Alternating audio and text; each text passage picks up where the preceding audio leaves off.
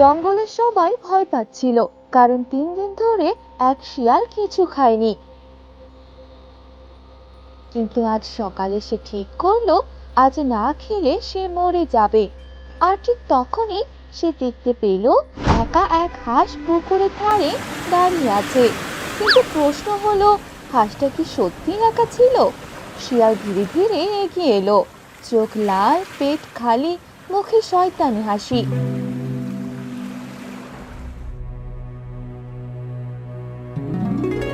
শিয়াল বলল,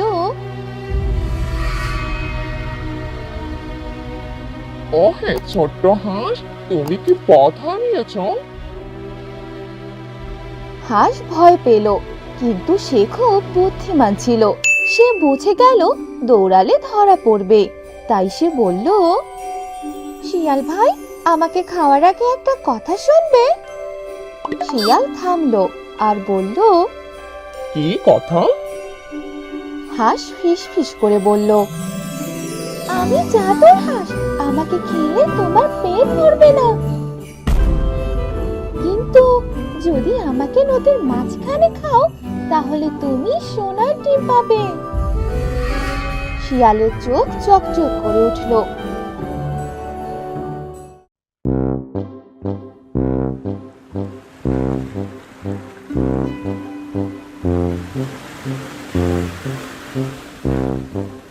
সে হাঁসকে নিয়ে গেল নদীর মাঝখানে এক পাথরের উপর। কিন্তু তখনই হাঁস জোরে জোরে ডাক দিল, কক, কক, কক। হঠাৎ চারদিক থেকে উড়ে এলো 10টা হাঁস। পাখা ঝাপটাতে ঝাপটাতে তারা শিয়ালকে ঘিরে ফেললো। শিয়াল ঘাবড়ে গেল, পাথর পিচ্ছিল, সে পিছলে সোজা জলে পড়ে গেল।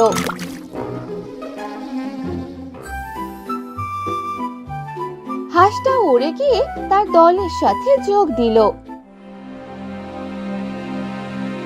শিয়াল ভিজে কাঁপতে কাঁপতে উঠল আর বুঝলো লোক তাকে ফাঁদে ফেলেছে।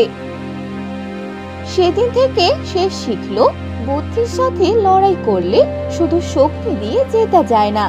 আর জঙ্গলে ছড়িয়ে পড়লো খবর, একটা ছোট্ট হাঁস এক ক্ষুধার্ত শিয়ালকে হারিয়ে দিয়েছে।